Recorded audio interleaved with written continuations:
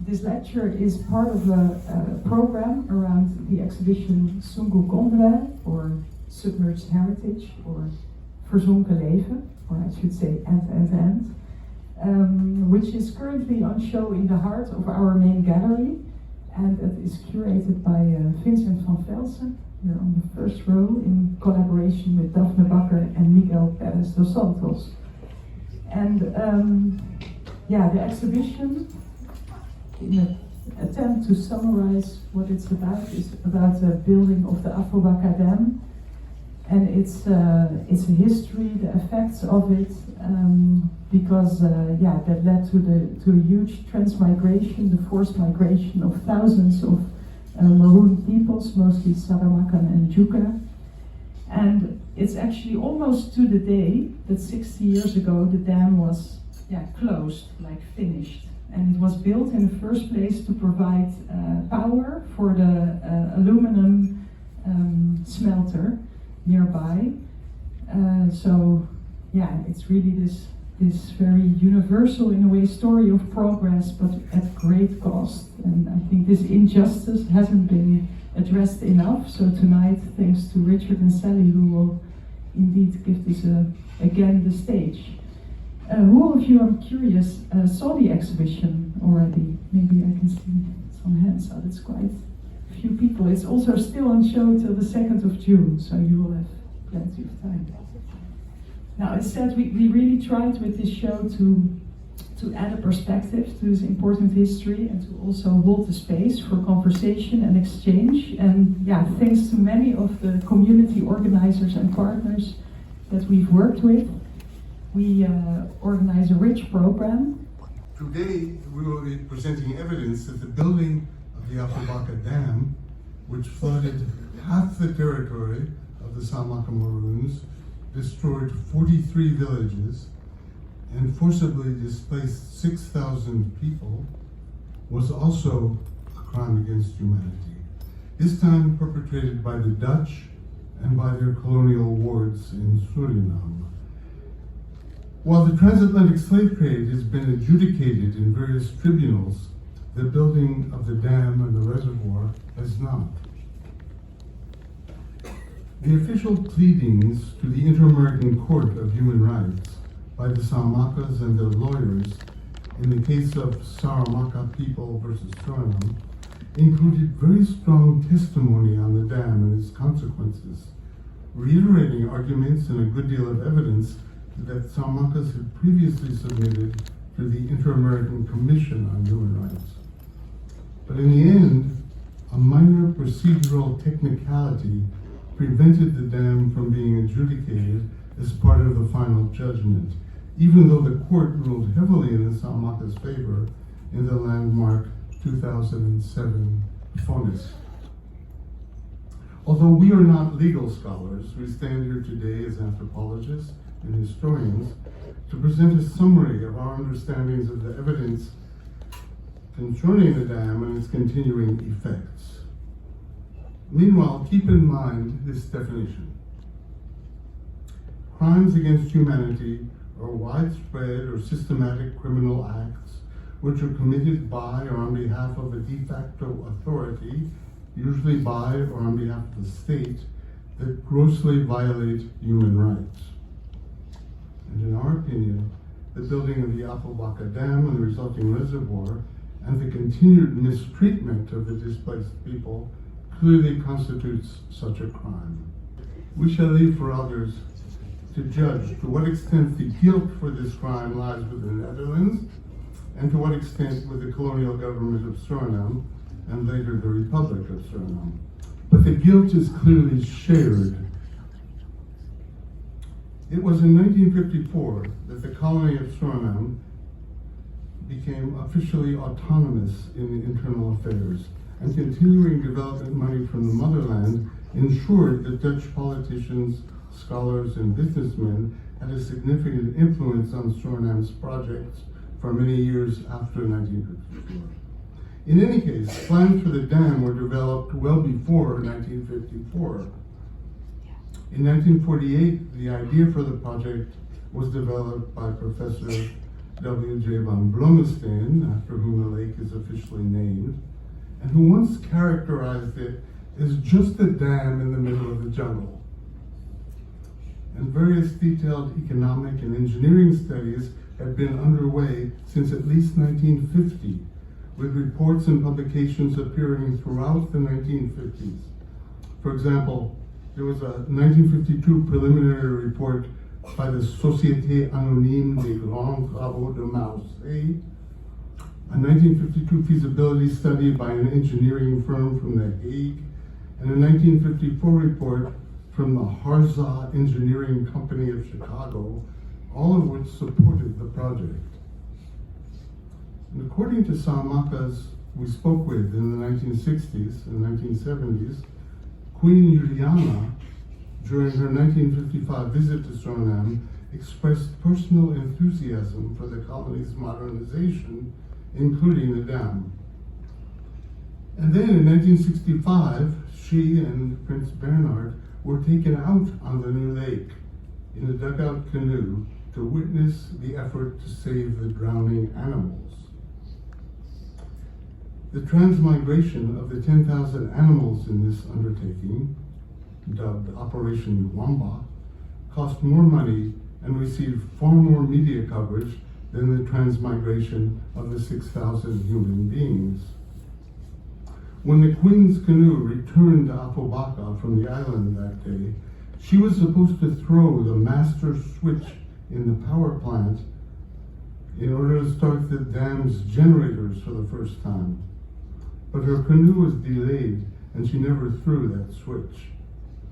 One Dutch source suggests that starting the operation of the dam was the primary reason that the Queen made the trip to Surinam, though our friend Professor Geert Oostindie tells us that he doubts that this was what actually prompted the royal visit. In 1956, the Suriname government began final negotiations with Alcoa, the aluminum company of America, which had been mining bauxite in Surinam since 1916. And that led to the Brokopondo Agreement of 1958, the Brokopondo Overeenkomst, which called for the immediate implementation of the nearly $200 million project, in which Alcoa agreed to finance, build, and maintain the massive dam and its 6 giant hydroelectric generators, keeping 90% of the electricity for its new alumina factory and smelter at Paranam, and sending the remaining 10% to provide electricity for Paramaribo. The agreement also called for Alcoa to build a road from the dam to the capital, and it provided various long-term tax advantages to Alcoa, as well as a 2 million hectare concession to exploit for future bauxite mining. The very lengthy Brokopondo agreement, pages and pages, contained just one sentence about the 6,000 people who are living in the 43 villages that would be flooded by the dam, leaving it to the colonial government, and I quote, to remove the population, the buildings, and other property from the reservoir area, unquote. This left Suriname with responsibility for all the costs and the implementation of the transmigratie. In the end, more money was spent to support the rescue of animals than for the whole transmigration of the nearly 6,000 Samakas, as well as several hundred Jukas, Okanasi, who lived in Samaka territory on the Sara Creek.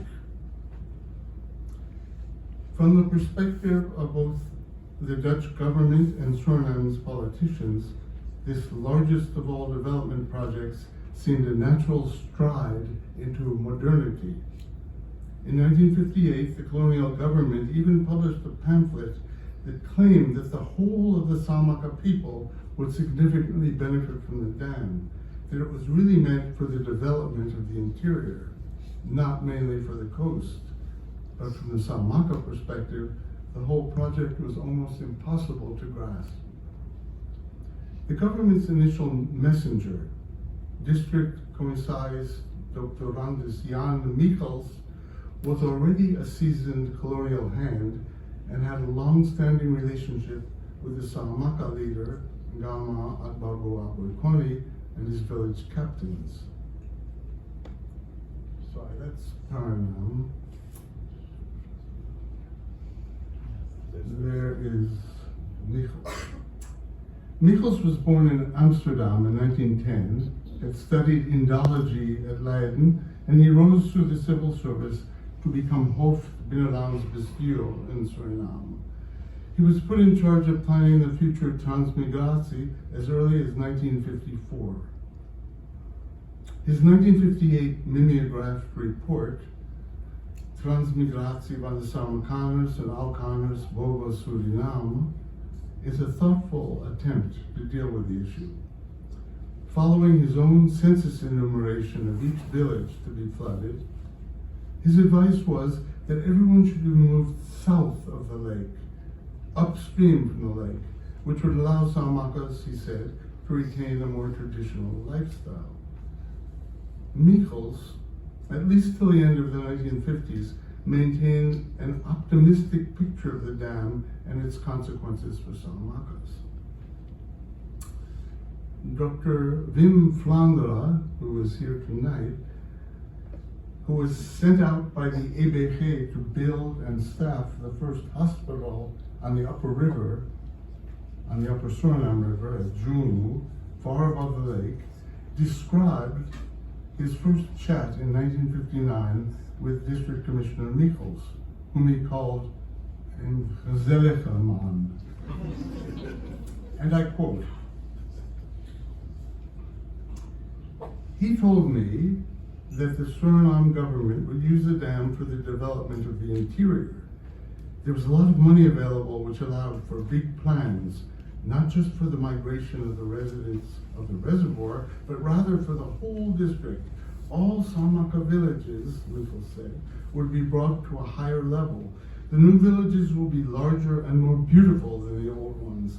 But the villages on the upper Suriname, which will not be flooded, will also profit from these developments." Michels said, "There will be roads, bridges, airfields, as well as many schools and stores. And as soon as the dam is up and running, every village," he said, "will be connected to the electrical grid." In his memoir, Dr. Vlaanderen commented, "It sounded almost too good to be true." And of course it was.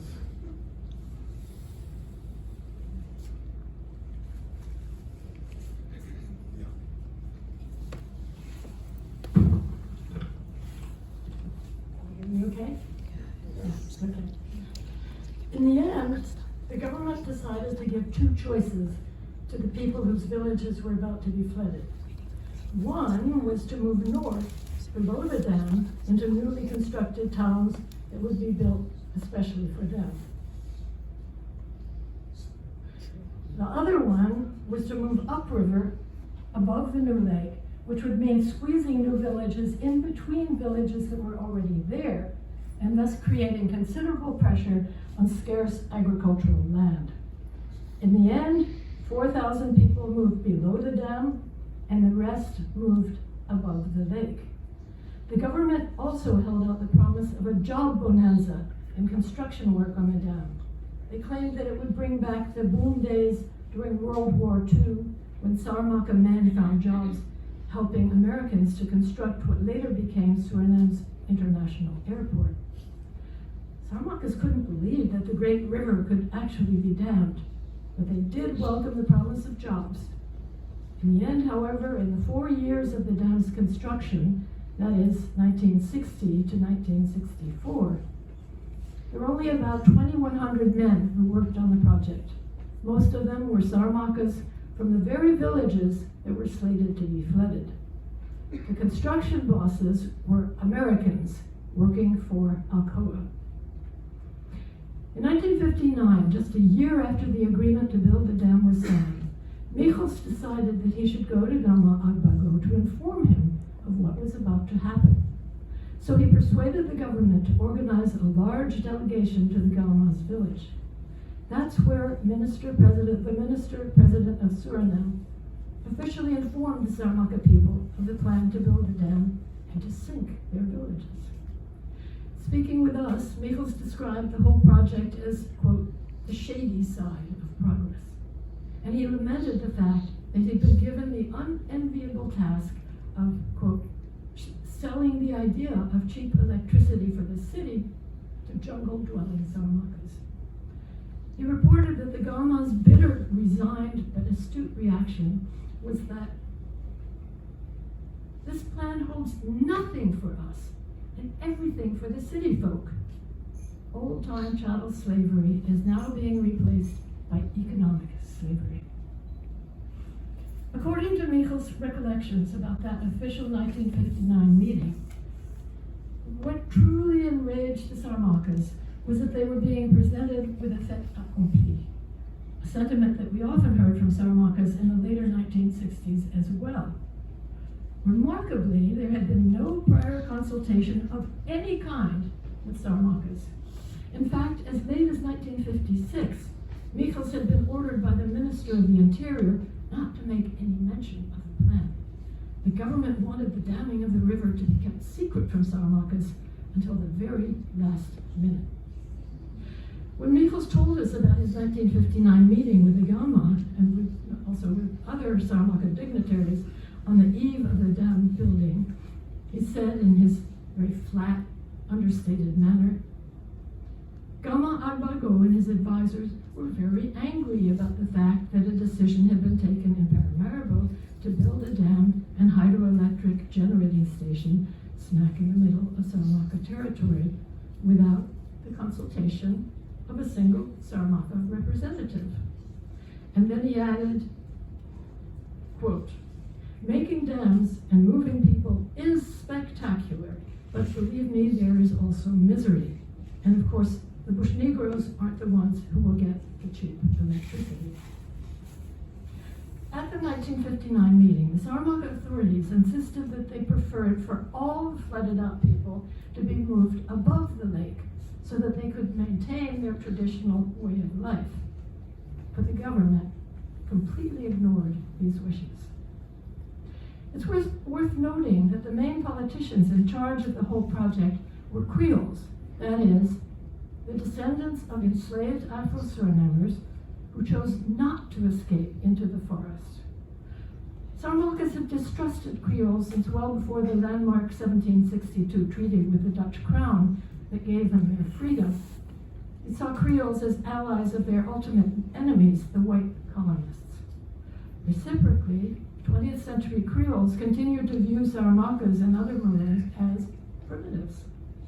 As one scholar put it, indigenous peoples and Maroons are still perceived by urban residents as a kind of remnant of the Stone Age who need to be developed or brought into the modern era. Ethnic jokes about Maroons are common coin among even educated Creole nationalists. One of them goes, "Hello, have you heard the one about the two hunters who bagged nothing all day? Well, they sat down under a tree to rest, and by accident, one of their guns went off. Luckily, it was pointing straight up, and guess what fell out of the tree? A juka." So these were the folks, that is, the Creoles were the folks who were making decisions about the plight of the flooded out Saramakas. In the 1970s, a development project was drawn up that would have forced all of the Maroons who lived in the interior of Suriname into several newly built cities in the interior. But this plan was never realized because of lack of funding. One Creole parliamentarian was asked whether the plan might not endanger Maroon culture. Culture, he said? Their culture in danger? Let me tell you something. They have no culture. Everyone's always going on about culture, but that's a lot of horseshit. These folks are runaway slaves, and all they've got in the interior is their little thatched roofs. But now they will be able to benefit from the new Suriname. In 1992, the head physician at the French hospital of Saint-Laurent, just over the border from Suriname, who has treated sick Maroons routinely for years there, reported on a medical inspection that he and a team of specialists had made to monitor the medical situation in Paramaribo, and described his shock at the utter disdain for Maroons that was shown by urban, educated Surinamers including even the physicians and public health officials. He said, they see them as the lowest of the low, as hardly human, and they firmly believe that the French have been spoiling the Maroons on their side of the river. One final example of the Creole attitude toward Maroons, at the time of the Transmigratie, Minister-President Johan Pengel famously characterized Maroons as, and I quote, domme, ongeschoolde mensen. District Commissioner Michels, despite his very real Dutch pleasantness, shared many of these views, and Saramaka soon began to refer to him as Tubuka Goni, double-barreled shotgun, because he spoke about the transmigration out of both sides of his mouth. Michels once remarked to us that speaking to Saramakas about Afobaka was, as he said, ridiculous.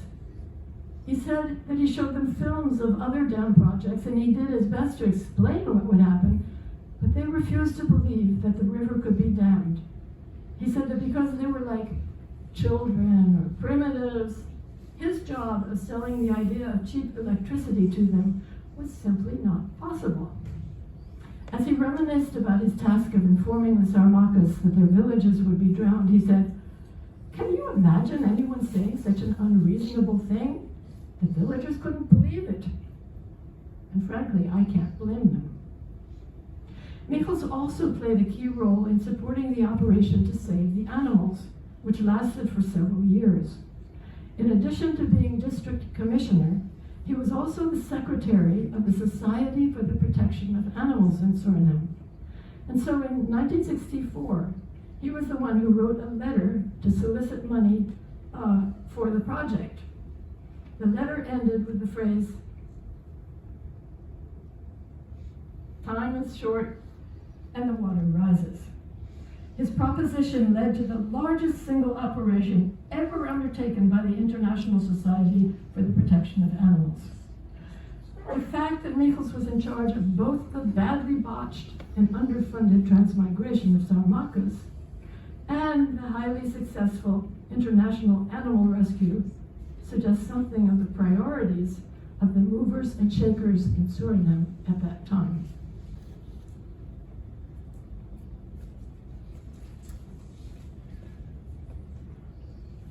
On February 1st, 1964, exactly 60 years ago today,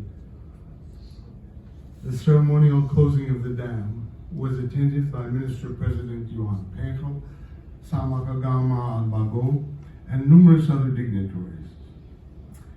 The dam was festooned with celebratory firecrackers. A siren screamed, drums were beaten. Saramakas told us that every person ate a half a chicken. Many people from the city, as well as Saramakas, openly wept as giant cranes lowered the sluice doors, closing off the river forever. 3 months later, the first rapids were covered. After 6 months, the first villages went under, Wachibasu and Makambiki. As the waters approached, some people fled into the forest. Others screamed and cried. When it reached the houses and people ran to the riverside with their belongings, they often couldn't return to their house to get the rest. All sorts of possessions, pots, stools, clothes, opium, tools, shotguns, and more were lost. Many people waited to leave until the very last minute, and as flooded out villagers arrived to establish new villages above the lake, there were tremendous fights over land with people who had long lived there. In 1968, Michels told me that he rescued this door, one of the jewels of Saramaka wood carving, as the old captain was throwing it into the forest in preparation for leaving his beloved village for the last time. That door hung for years in Michels' office, and it's now owned by the Suriname Museum. In 1964, Michels took a reporter from the New York Times on a tour of the lake. The reporter wrote in the New York Times, I quote, "Seated in a dugout canoe and maneuvering between the treetops, Mr. Michels pointed out the village remains, the tops of coconut palms, the tank of a water tower, and a church roof that floats up and down in the lake through the dead trees.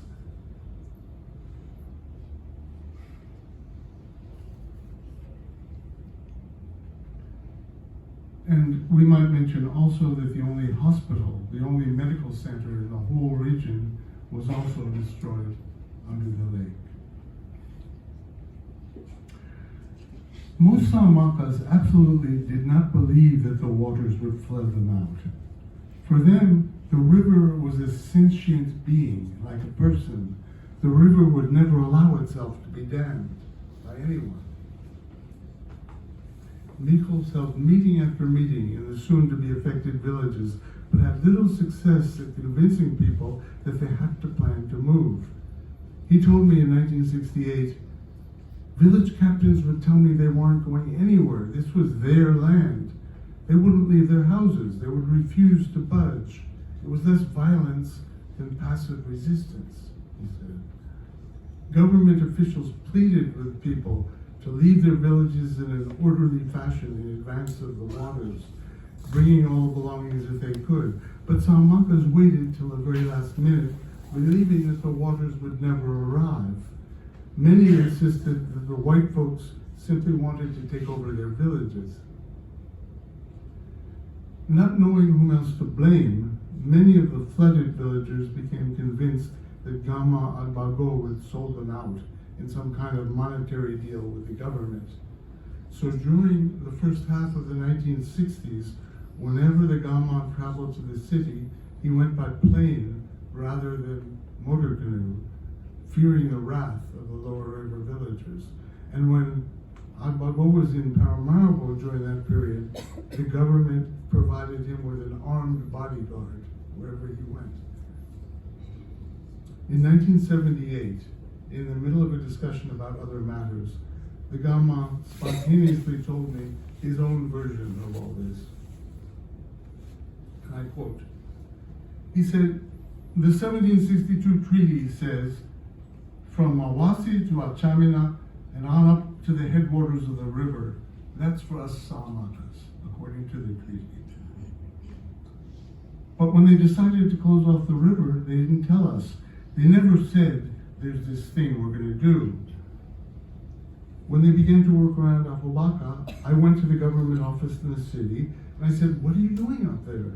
They replied, well, it has to do with the bauxite we dig at Surinam. We're going to make a machine up there at Afobaka. The water from the river is going to make the machine spin around. So I said, well, that's our territory you're using to make your machine spin around. How much are you going to pay us? And they answered, well, as for that, we're not going to pay anything at all. So we argued until they said, well, they understood. We'll discuss this later, they said. Well, later, the Americans had already arrived with all their heavy equipment. What could we do? They'd taken it away from us, our own land. In 2007, when the Salamaka people were preparing their legal case for the Inter-American Court of Human Rights, they solicited various affidavits from witnesses to the transmigration. Here's part of what George Leidsman, who was born on April 6, 1929 in Gansei, the largest of all Salamaka villages, and who served as a government civil servant for 30 years, as an educated man. Here's part of his testimony. He said, I was 35 years old when the water flooded my village. I'd already sent my wife and my children away, but I wanted to see for myself if the water would really come. On June 6, 1964, I stepped out of my house right into the water. I had tears in my eyes. Those who stayed behind watched as the whole village was drowned, and we all wept. The government told us it was to build a dam that would generate electricity for a bauxite refinery. But they told us we would get electricity too. We waited 35 years for that. We weren't allowed to take anything with us. They said they would build everything anew. They didn't even let us move the cemeteries. That's something that's really painful for us. Whenever we talk about it, the old people from my village, we still cry. My father died 6 months before the flooding, and he was buried in the cemetery of the village. When we noticed that the water reached the cemetery, I went to look at my father's grave, and I went to tell my mother. We cried, my mother, the children, the grandchildren, because we had to leave him behind under the water. Then some of the coffins started floating on the lake, and we couldn't even take those because by the time we heard about it, they had sunk again. A lawyer asked Mr. Leidsman, "Did you receive any compensation?" He said, "Yes, I did. They paid per family.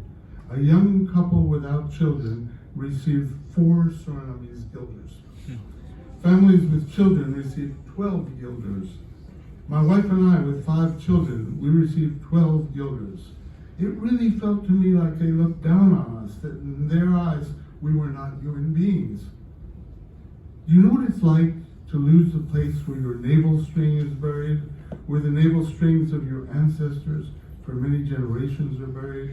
We still talk about it today. We still cry about it today." That's the end of what he said.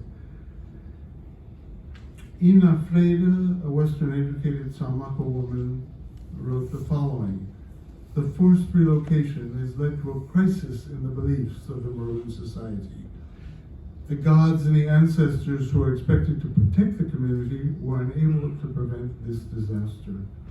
Traditional leaders who had assured their people that the water would not swallow their villages were proven wrong. Traditional medicine men and women stood helpless against forces from outside." From the Suriname government's perspective, aluminum was the country's lifeblood. By 1967, Suriname was exporting nearly 4 million tons of aluminum and ore each year, about 80% of all of Suriname's exports. And Suriname was the source of 2/3 of all the aluminum ore used by the United States.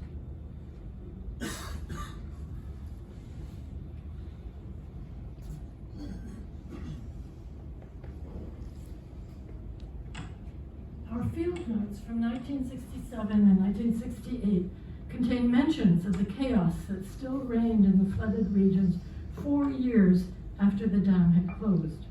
Several men spoke disparagingly about responses to the water rising along the Sara Creek, where some of the Njukas had their villages. In the village of Lebidoti, the oracle, the Kari oracle, Gantata, had made a big obia in the form of a very elaborate wicker screen that was designed to stop the water in its tracks. And of course, within a week, the whole village was submerged. Or again, there was an obia man who shot a magical arrow at the water in order to halt it, but the water just came faster. One whole group of people from the village of Kikipandasi had already moved up the Sar Creek 3 times, little by little, directed by their Gantata oracle. But even the last of their new villages became surrounded by rising waters.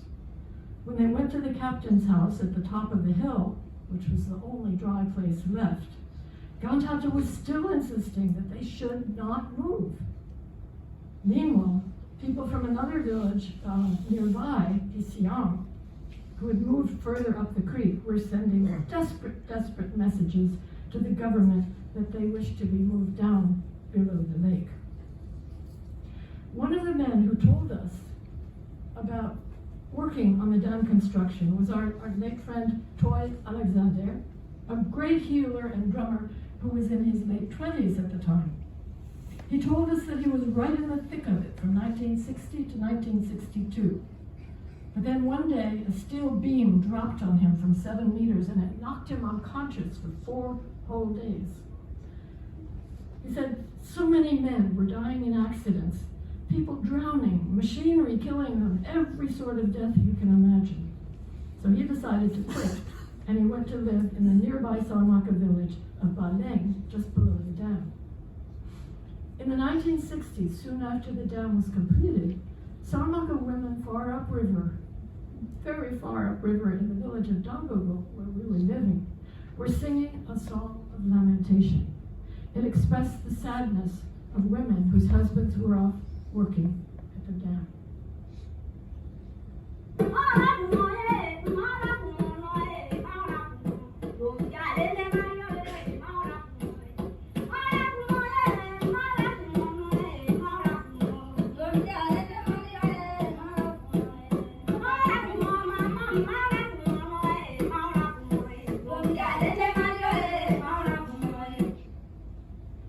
So in English, this is, I won't laugh anymore. I won't laugh anymore. The man, that is my husband, is off working at the Lendima Lake. The Lendima Lake is what Saramakas called the giant reservoir because of the name of the American who was the construction manager of the dam project was a Mr. Lindemann. And he was an American working for Alcoa. We're told that, someone told us that he wouldn't pay people unless they asked for their money in English. Anyway, while our friend Toy was in Baleng, Gama Agbago came down from the Saramaka capital and lived in Baleng for several months. There were repeated council meetings about damming the river that included the paramount chiefs of all the other rural peoples. One of them lasted for several days. The chiefs concluded that the dam was not Agbago's fault and that he couldn't be held responsible. On the day that they poured libations for him and asked the ancestors to exonerate him for the dam building, it was our friend Toy who played the apiti drum. Toy told us that every morning he was the one who woke up the Gama with the appropriate drum rhythms, playing the rhythm of his special personal drum name. The year after the dam was closed, a group of village leaders wrote a letter in desperation to Queen Juliana, which captures some of their suffering. This is an excerpt. To Her Majesty the Queen from the Brokopondo district. Let it be known, we, Maroons of the Saramaka tribe, who have lived since the 18th century in various villages of the interior of Surinam, are true-born Netherlanders under the law. And since the peace treaty that was signed with our forefathers on the 18th of September 1762, we have been known as free bush Negroes, as free people who have their own territory. Let it also be known that in the interest of the development of the land and people of our beloved Suriname, we have left our old villages and lands. That we, some 5,000 Maroons who have been flooded out by the waters of the Brokopondo Lake, have had to seek shelter elsewhere. That now we have been forcibly moved to places that we have not consented to. That we have suffered significant degradation in our spiritual, mental, physical, and communal lives. That we have suffered great losses when our villages with houses and fruit trees, churches, gardens, and territory were destroyed. That we wish to continue to live as free people, knowing that we have the right to a financial settlement for the loss of our former villages and lands. And it was signed, faithful to the House of Orange Nassau, we seek rightful compensation for all these losses, and in the hope that our precious freedom shall not be lost. The letter was signed by 5 captains of destroyed villages who were then living in transmigration villages, and a copy was sent to the colonial governor of Surinam.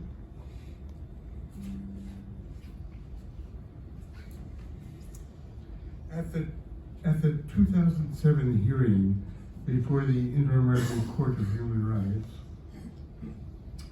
I served as expert witness on behalf of the Saramakas. In the photo, I'm discussing the case with the lawyers from the Inter-American Commission.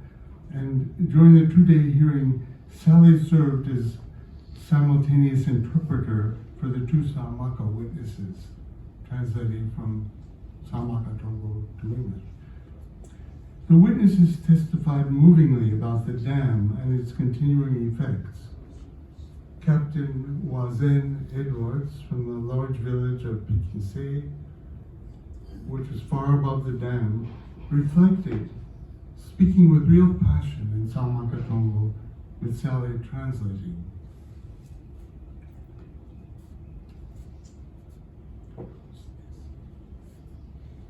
I get to say this part because I was the interpreter. The laws of the coast do not provide protection for us. Let me give you an example. When I was a child, we lived at a very great distance from the city. Then people came and built a dam that closed off the river. All the trees, all the riches, everything was ruined above the place where they blocked the river. When they built the dam, it flooded the villages, and they moved people into areas where other people were already living. And this made for tremendous overcrowding. The people from the villages that were sunk were not the only ones who had a problem. It was also those of us who lived in villages where all these new people were being brought to live. Everybody was impoverished by this. Nobody had enough to eat. We tried and tried and tried to speak with the government, but they refused to deal with us because they don't consider us to be human beings. We continue to have terrible problems. Our schools are simply not functioning. We no longer have decent health services. They built it down to produce electricity, but our villages have no electricity. Our problems continue to get worse and worse. Our water is polluted. We and the city people, we black-skinned people, well, we all came over from Africa on the very same ships. We were brothers. We had the same mothers and the same fathers.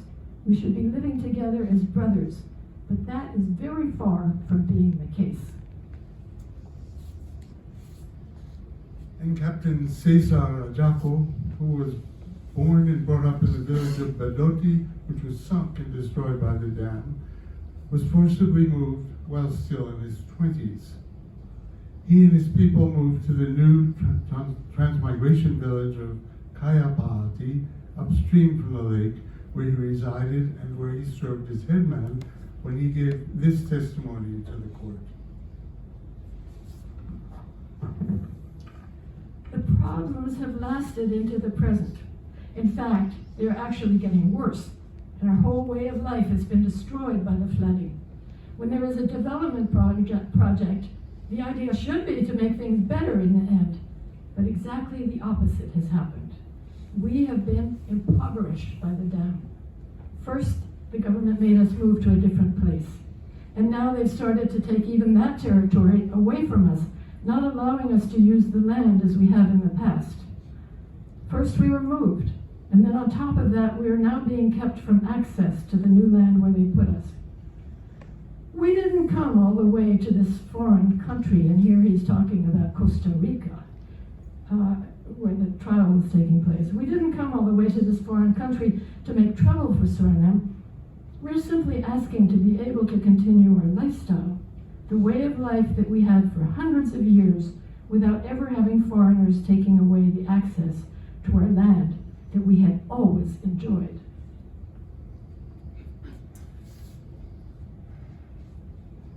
Our own, Sally's and my first view of the Great Dam at Afobaka came in August 1966. As we ended our sweaty, bumpy, several-hour journey in the back of a truck from Paramaribo and transferred our gear covered with brown, red bauxite dust to a waiting Suriname government motor canoe for the several-day trip upriver.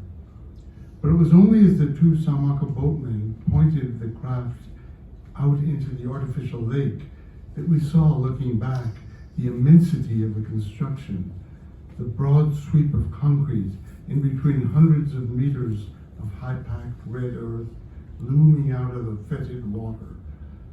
At last, we were on what Salmakas were still calling the river, and for the next few hours, our winding, tortuous path was lined on either side with the bare gray tops of forest giants, what one observer has called the river bones, standing as skeletal sentinels in a vast space of death.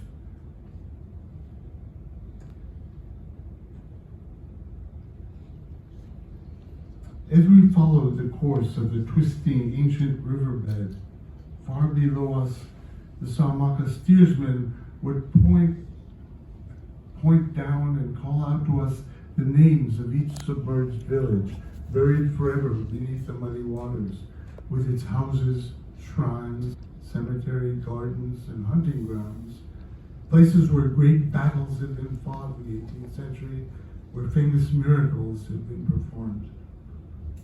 After 4 or 5 hours of surreal travel, winding our way through the flat, unnatural, brown and eerie silence of the lake, amidst the walls of dead treetops, we heard a low roar growing louder as we approached, and suddenly we broke into the exuberance of the bright green forest and plunging waters of the most famous rapids on the Surinam River, Mamadam, mother of all waters. The river rushed at us from all sides, the foaming water coursing through numerous channels divided by giant boulders. After the boatmen poured libations on shore at the shrine for the gods of the rapids, the Wentigadu, we spent a fitful night's sleep on an island in the midst of this liquid plenitude. And the next day we continued upstream toward the first of the Samaka villages that had not yet been sunk by the dam. Our handwritten notebooks from our stay in the Samaka Gamans village, far upriver, attest that during our first days there was one subject that I tried obsessively to record and that Samaka men were intent on teaching me, and that was the names and the clan affiliations of the 43 villages that during the course of the previous months had been literally wiped off the map. The colonial government's permission for our anthropological fieldwork had specified that we neither write about nor study nor visit those Samaka villages displaced by the hydroelectric project, in part for our own safety. The forced transmigration of villagers was not yet complete when we arrived in 1966, and the threat of violence was real. When we accompanied the Gama to the city several weeks later, having achieved our personal goal of arranging tentative permission to return to Upper River Samaka to stay for 2 years, the canoe slid down the final rapids to meet the flat waters of the lake. Although the surrounding forest was at that point still as green and vibrant as ever, we were a couple of kilometers above what had once been Mamadam. Since our upriver journey 3 weeks earlier, the greatest of all rapids had disappeared beneath Akoa's lake.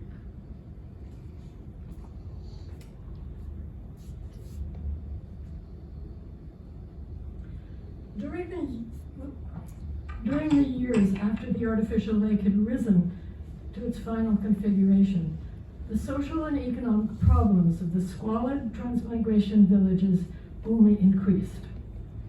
10 years after the construction of the 12 new villages below the lake, the population of the larger ones had declined by some 40%. To make matters worse, the government gave a concession to a Canadian gold mining company at the very same place where they had also built a transmigration village. It's hardly surprising that this caused serious problems for the new villagers. And these kinds of conflicts have continued right into the present, including the tragedy of just 2 months ago that killed a large number of maroon gold miners.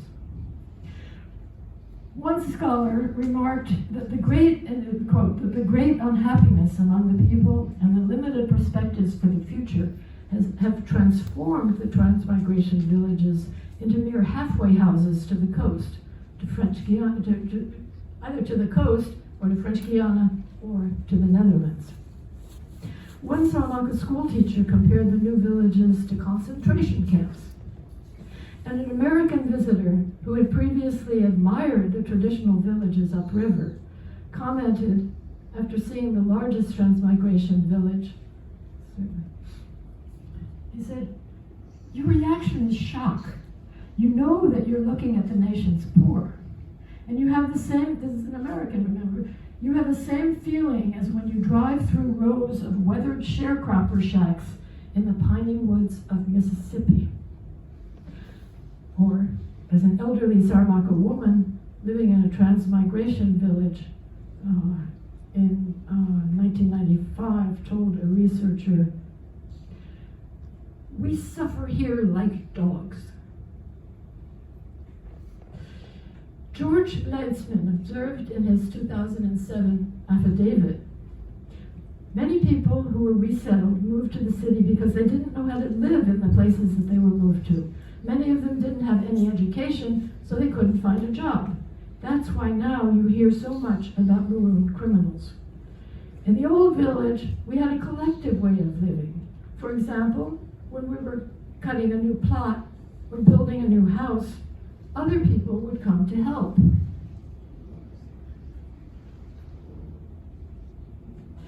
But everything changed after the relocation. Now you have to pay for everything. Furthermore, there are very few young people in the Brokopondo resettlement villages. It's really mostly old people like myself, he said. This is Leitzman still talking.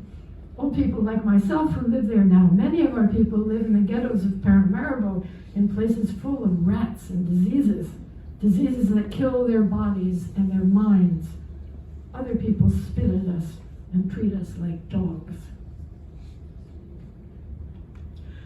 43 years after the forced migration, Eddie Funke, who was head captain of all the transmigration villages in the Brokopondo district, gave his own affidavit for the Saramaka trial of 2000.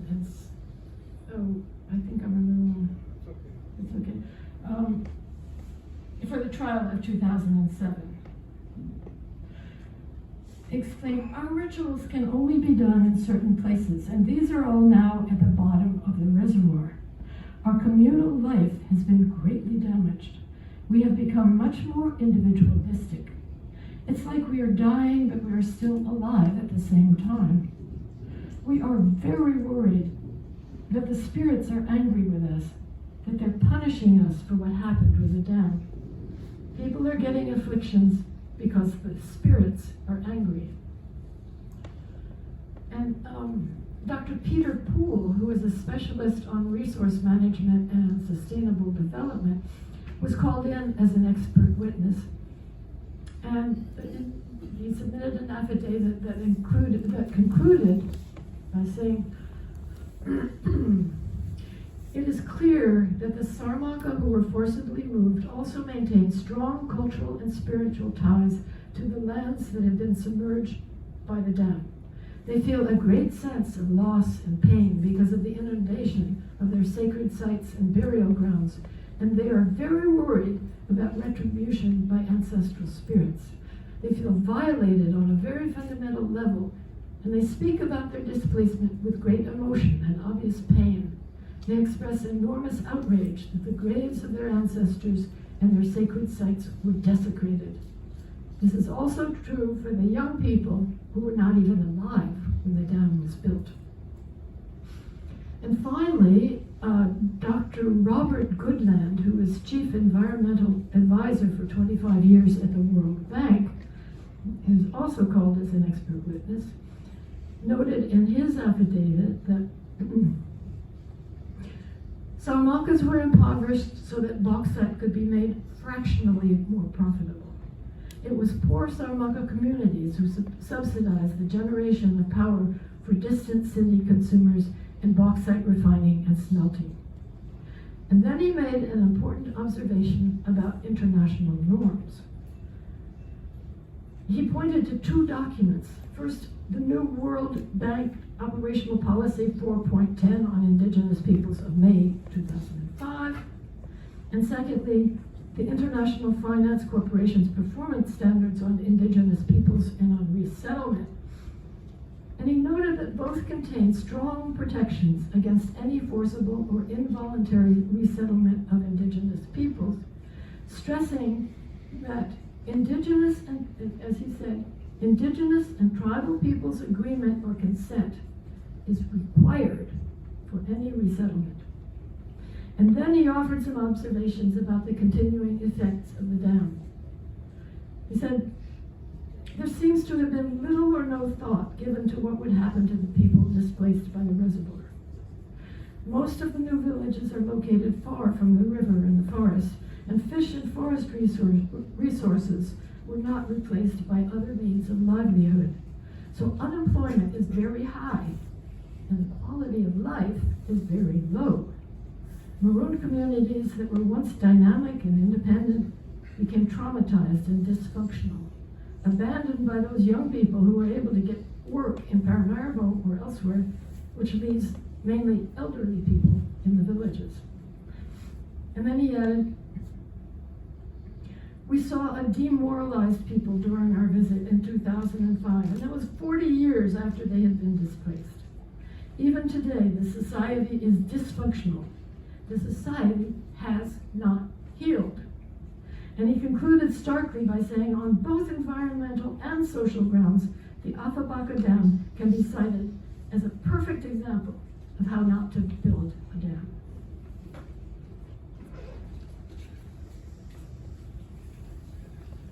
While we were living in Submerged, while we were there in the mid-1960s, just after the dam had closed, a woman from the village of Pempe, a woman named Waiforo, composed a Seketi song that was all the rage in the Pikinleo for a few years. It went like this.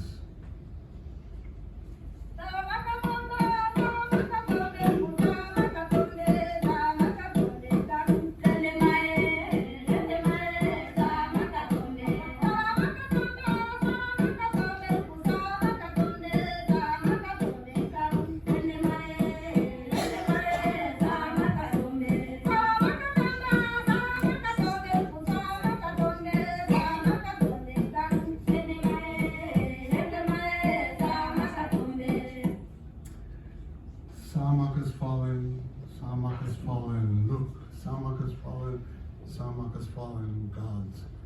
Lindema, Samak has fallen. As Sally mentioned, Lindema was the construction manager of the dam. And Samaka had indeed fallen, more than anything else, in terms of the sovereignty that its proud and dignified people believed that their ancestors had definitively won in the Treaty of 1762. For the 6,000 people whose villages were flooded by the dam 60 years ago, the effects were sudden, devastating, and enduring, depriving them of their land, which the 18th century treaty had guaranteed them, forcibly displacing them without new rights to land, without compensation, and subjecting them to a slew of indignities ever since.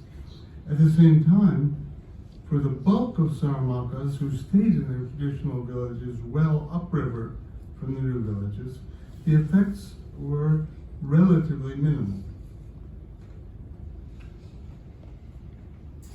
The degradation in the quality of life for these people, who were more upriver, came rather with the Binalonso Orlog of 1986 to 1992. During which schools and other government programs were completely suspended, and after which there was a gradual diminution of the authority of traditional leaders, the arrival of hordes of evangelical missionaries, U.S. Peace Corps volunteers, and especially after the government built the road around the lake to Achuni, the development of mass tourism, mostly Dutch, artisanal gold mining, and Chinese and other foreign logging operations.